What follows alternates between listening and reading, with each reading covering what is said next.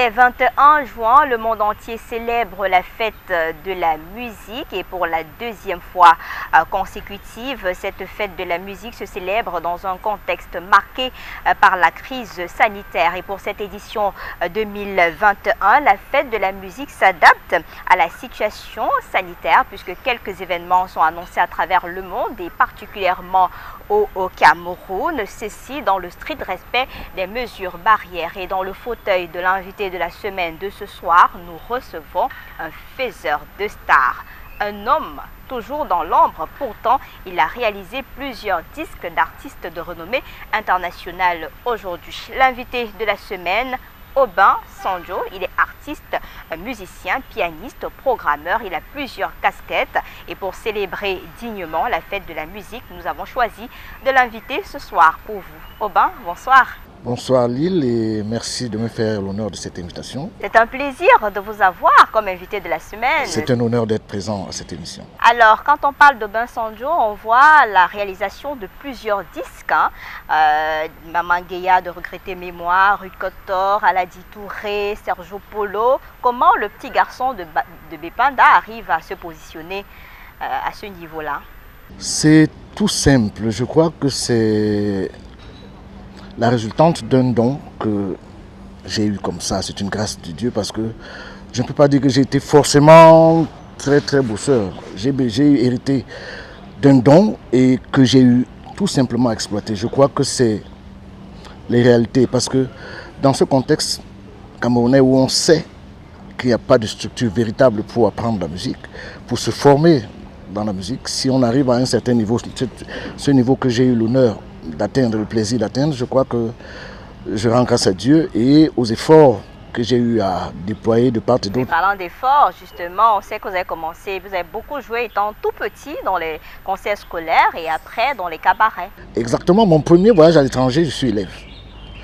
C'est le prince Eyango à qui je dis toujours infiniment merci, qui vient voir mes parents et demande l'autorisation pour que j'aille en spectacle avec lui au Gabon. Et la rencontre s'est faite comment? La rencontre se fait comment? J'ai un de ces musiciens qui me trouve dans un spectacle, d'un concert scolaire et qui voit en moi des talents et commence à m'approcher. Et là, pour l'anecdote, il vient me prendre à l'école, au lycée Jos, parce que j'étais au lycée Jos, et trouve une raison pour qu'on me donne un billet de sortie. Donc pour une répétition, parce que le pianiste qui répétait pour ce spectacle, entre guillemets, n'était pas efficace selon l'artiste. Donc l'artiste a sollicité une solution et le monsieur lui a dit non, il y a un petit là, il est encore élève, mais des Prince Yango lui dit ah toi aussi, avec quelqu'un comme ça qui n'arrive pas, toi tu dis que tu vas prendre des élèves, arrête. Il a dit non, il faut qu'on essaye. Donc c'est comme ça qu'on vient me chercher à l'école. J'apprends qu'on a créé une histoire d'un parent malade et tout ça. J'obtiens donc un billet de sortie et je trouve le grand frère Jimmy qui me dit viens, on a besoin de toi pour une répétition avec Yango. Je dis ah bon, moi avec Prince Yango. Donc je me retrouve à la répétition et quand j'arrive à la répétition, Prince Yango, les gens sont en répétition dans la salle, mais Prince Yango est dehors, il cause avec quelqu'un et quand je viens le saluer en tenue, il me salue, mais pas très convaincu et je le comprends, ça c'est clair. Mais alors, il reste dehors et quand j'entre dans la salle, il commence à écouter comment je reprends certaines chansons. Il est subjugué, il est étonné et il vient me dire, mais petit, dis-moi, est-ce que je peux t'amener au Gabon? Je dis, vraiment tonton, il faut aller voir mon père parce que. Et voilà comment l'aventure commence au niveau professionnel alors que je suis encore élève. Et alors après cela, vous vous retrouvez donc à Bonabéry avec un studio. Je commence d'abord par un studio à Bali, en partenariat avec un ingénieur du son qu'on appelle Paul Banglo. Très bon ingénieur, derrière qui j'ai appris beaucoup sur la notion de programmation et d'enregistrement. Parce que moi j'étais musicien à la base, mon souhait c'était chaque fois de venir faire des claviers ou faire des arrangements, mais le côté programmeur, je le dois à Paul Banglo. Donc c'est après cette collaboration que je m'installe à mon compte personnel à Bonabéry.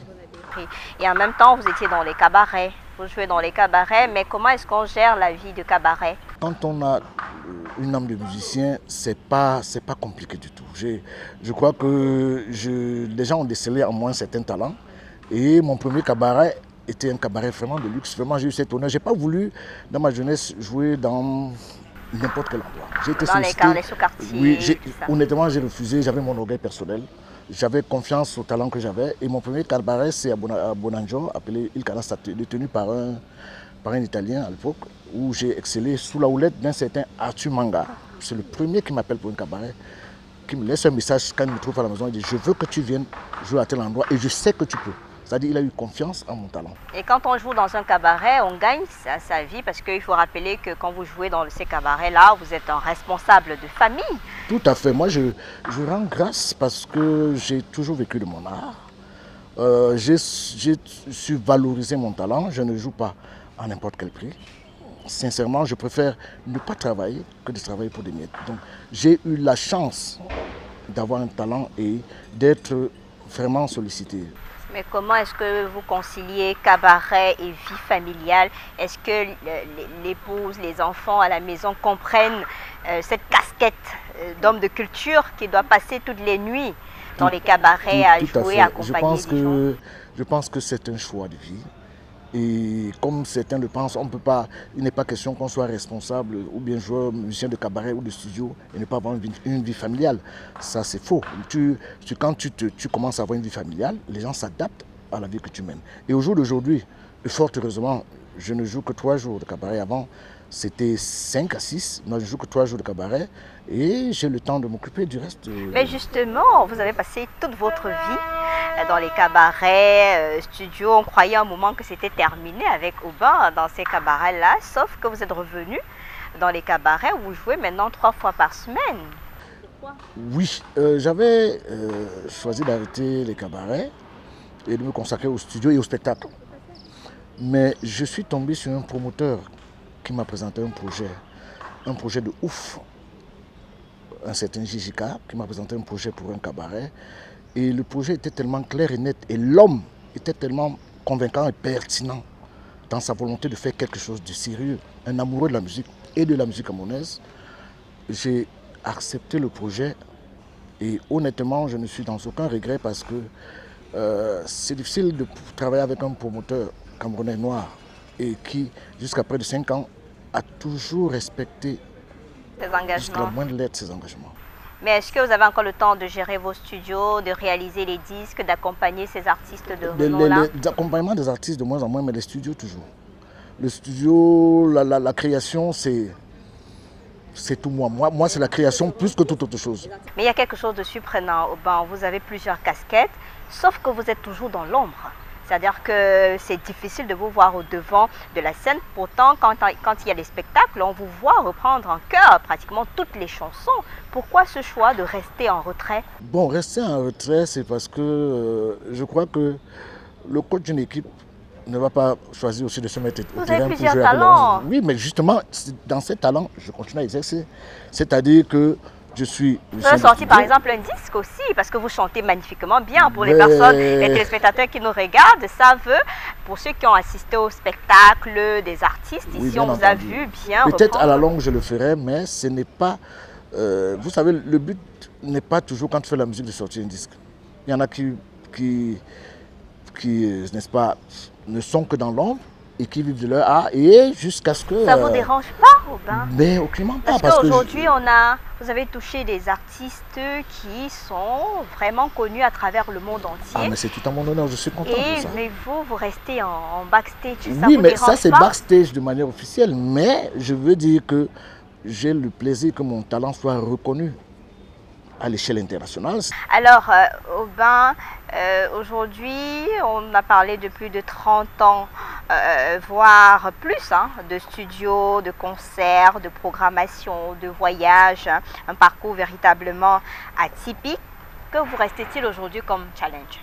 Je ne pense pas que j'ai un challenge particulier, sauf éventuellement de faire un produit personnel, comme tu ne fais que le dire tout à l'heure, mais je crois avoir fait ce que j'ai pu dans le métier.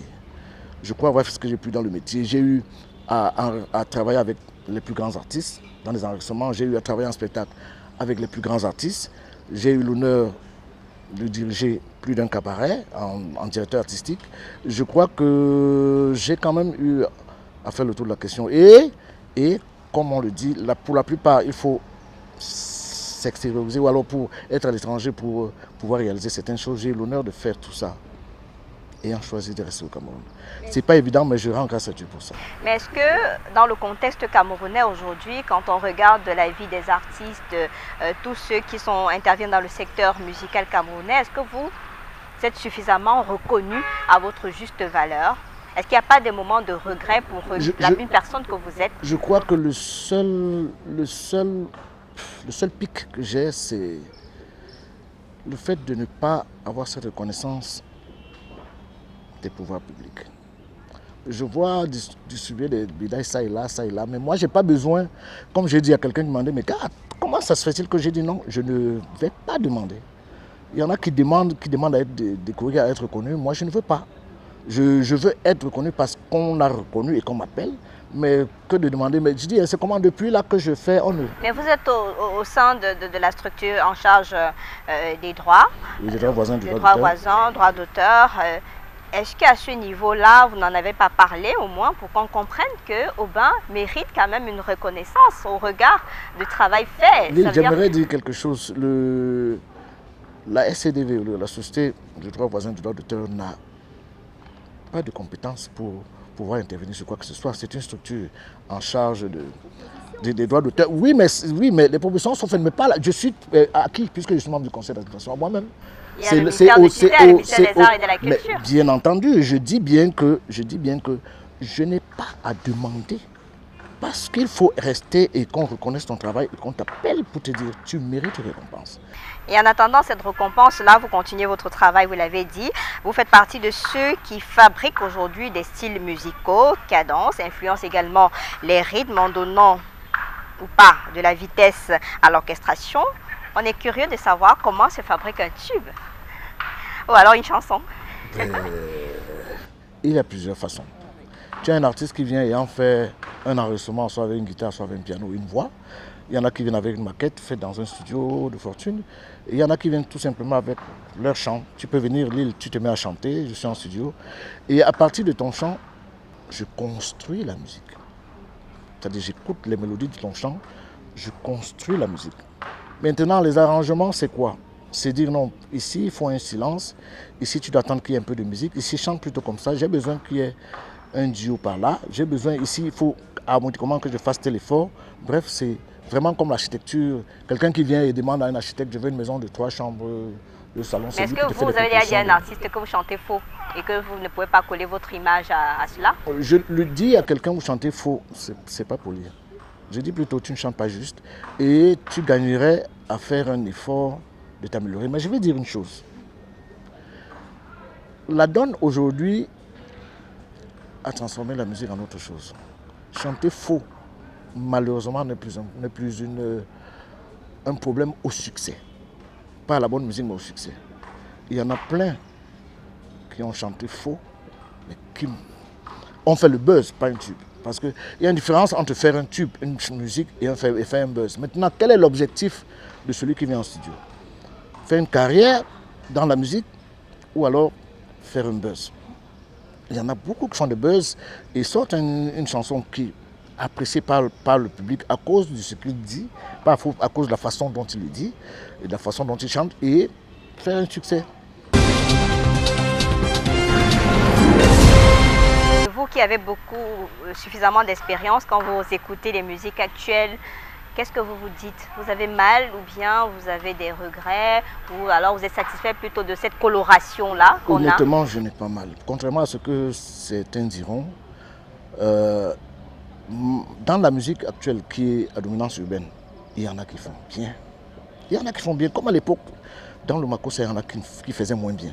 Il y en a qui font bien, il y en a qui travaillent. C'est vrai qu'il y a des brebis galeuses, mais je dis encore, pour moi, tant qu'une musique a l'adhésion populaire, il faut la respecter.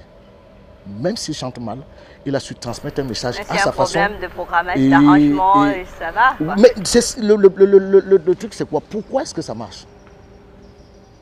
Pourquoi est-ce que ça marche? Ça veut dire que les gens ont adhéré. Je dis bien que pour moi, tant qu'une musique marche, je la respecte. Aujourd'hui, c'est même plus modernisé. Les gens n'ont plus besoin d'aller dans... Est-ce que le taux de fréquentation aussi dans vos studios et tout, ça a baissé ou bien au Le taux regard de de... fréquentation, naturellement, à cause de la prolifération des studios, c'est normal que ça baisse parce qu'il y a des studios un peu partout. Aussi parce que les gens arrangent les machines aussi, non? Oui, oui, bon, c'est vrai que la technologie, on ne peut pas l'éviter. Je veux dire qu'on est allé des trains à charbon, on va être au train électrique. Je veux dire que c'est le normal de l'évolution technologique. Je dis qu'on ne peut pas rater le train du modernisme parce qu'on a...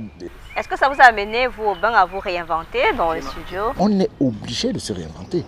C'est clair, je veux dire que la musique, le makossa de l'époque de Nele Youm et tout, a été différent du makossa de l'époque des Princes Yangoui, qui est différent naturellement du makossa des années 80, 90 et 2000. Donc c'est normal, je veux dire que dans tout métier, mais je crois que contrairement à certains pays, il y a des conservateurs. Il y a des gens qui essaient de conserver et il ne faut pas leur en vouloir, c'est un choix. Comme c'est un choix pour quelqu'un de moderniser la musique, elle est vaste. Et vous parlez de choix, justement, on a remarqué que vous avez beaucoup fait de collaborations avec ceux du secteur makossa. Vous êtes resté purement, pratiquement à 95% dans le makossa. Pourquoi? Parce que résident dans le bastion du makossa, et beaucoup sollicité par les artistes makossa, mais j'aimerais dire que j'ai eu la chance de réaliser un album de Guilou, par exemple, qui fait du zouk. J'ai réalisé les artistes d'un autre entier qui fait dans le compas, qui est venu, qui était au Cameroun en mariage, et quand il a su ce que j'ai fait, enregistrer un album avec moi, j'ai collaboré dans de... Et aujourd'hui, vous qui touchez de près l'univers musical, les forces et les faiblesses de la musique, aujourd'hui, c'est quoi? Nous sommes en 2021, il y a tellement de variétés, il y a fortement les forces et les faiblesses. Mais les forces et les faiblesses de la musique, je ne pense pas que ce soit la musique en elle-même. C'est ce qui gravite autour, notamment tout ce que le secteur a comme problème, le problème de la pandémie que l'on connaît, le coronavirus, qui n'a pas eu, les artistes n'ont eu aucune compensation des pouvoirs publics. Il y a le problème du droit d'auteur qui a engendré malheureusement un tiraillement, mais une déchirure entre les artistes. C'est incroyable ce qui se passe dans les réseaux sociaux, des déchirures entre les artistes. Et le problème sur l'organisation des spectacles avec les nouvelles lois adoptées, je crois que c'est en gros ce qui plombe le métier. Vous avez constaté en 2 ans, il n'y a pas eu de spectacle. Mais alors, est-ce que les pouvoirs publics se sont posés la question de savoir alors de quoi vivent les artistes pendant cette période? Comment est-ce que vous avez géré cette période-là? Est-ce que cette période était bonne? Elle n'a laissé personne, elle a été mauvaise pour tout le monde. Tant que tu as été musicien, tu as été touché par ce problème. Parce que tant que le musicien vit de quoi? Des droits d'auteur? Non, parce que je ne t'apprends rien avec tout ce qui se passe. Mais alors il vit beaucoup plus de ces spectacles. Et quand il n'y a pas de spectacle, quand il n'y a pas de spectacle, comment est-ce que vivent les artistes? Comment est-ce que vivent les artistes? C'est vrai que les enregistrements en studio, les gens les faisaient quand même, mais pourquoi faire? Je dis, ça a été très compliqué. Moi, j'ai la grâce d'avoir beaucoup travaillé dans le métier et d'avoir pu tant bien que mal gérer cette crise. Mais je dis, ce n'est pas le cas pour beaucoup. C'est pas le cas pour beaucoup. Et alors aujourd'hui, on célèbre la fête de la musique dans un contexte où il y a Covid et on a vu des manifestations annoncées des artistes camerounais qui vous disent que non, vraiment, ça ne sert à rien de célébrer cette fête parce qu'on a des problèmes, de cachet entre les artistes européens et camerounais. Comment est-ce que vous, en tant que membre, vous vivez tout cela, cette ambiance morose-là? La fête de la musique, que les gens ne prennent pas ça comme la fête de la musique, c'est-à-dire du son qui se produit. Mais c'est la fête d'un métier, c'est la fête d'une profession. Alors dites-moi comment on va aller fêter pour une profession qui a tous ces problèmes. Je suis solidaire de tous ceux qui pensent qu'il ne devrait pas y avoir fête. Mais il y a des concerts déjà annoncés partout. Mais bien entendu, il y a des concerts annoncés. Je ne crois pas que ce soit annoncé par des acteurs de la musique ou par des musiciens. C'est organisé par des mécènes ou alors par des personnes, par des privés, des particuliers qui ont besoin de reconnaissance ou qui ont besoin de faire un truc pour justifier parfois certains budgets. Mais je dis, en tant que musicien, on ne devrait pas fêter cette musique au Cameroun à cause de tout ce qu'il y a comme problème. Le statut de l'artiste, il n'existe pas, il n'est pas reconnu. Je dis, honnêtement, j'ai du respect pour ceux-là qui vont courir aller festoyer parce que je ne sais pas si ça relève de l'inconscience. Il y a leur cachet, ils vont prendre leur cachet à la fin. Malheureusement, c'est ça le problème. Tu vas prester, on va te donner un cachet qui généralement est minable. Mais dès le lendemain, les problèmes de la musique vont te suivre. Mais qu'est-ce qu'il faut faire au bain pour que cette musique-là puisse contourner, je ne sais pas, qu'on puisse contourner tous ces problèmes-là ou les résoudre définitivement? Parce que ce n'est pas la première fois, hein, ça fait des années et des années que l'artiste ou bien tous les acteurs de ce secteur ont un véritable problème qu'on n'arrive pas à résoudre. Il y a d'abord la division entre vous-même, des clans qui sont créés, etc. C'est bien entendu, Lille. Et je crois que c'est l'occasion pour moi d'en parler quand même. C'est vraiment, comme on dit souvent, malheureusement, il y a ce qu'on appelle diviser pour mieux régner. Ces artistes ne sont pas divisés au hasard. Ils sont divisés, ça se passe un peu plus haut. Parce que à qui profitent les divisions? Les droits d'auteur ne sont pas payés. L'argent récolté, il reste quelque part dans une caisse. Et qui en profite? Je me pose la question, je ne vais citer personne. Mais je crois que les gens se plaisent à entretenir toute cette confusion dans le métier. Est-ce que venir donc crier sur les réseaux sociaux, ça va résoudre le problème? Sociaux, mais les gens ont dit pas de faire de la musique, c'est pour essayer d'envoyer un signal fort. Ce n'est pas une grève, ce n'est pas des revendications brutales et tout, mais envoyer un signal fort pour que l'artiste camerounais soit pris en compte. Figurez-vous qu'il n'y ait pas une seule manifestation sans musique. La musique est sollicitée à tous les niveaux de la vie.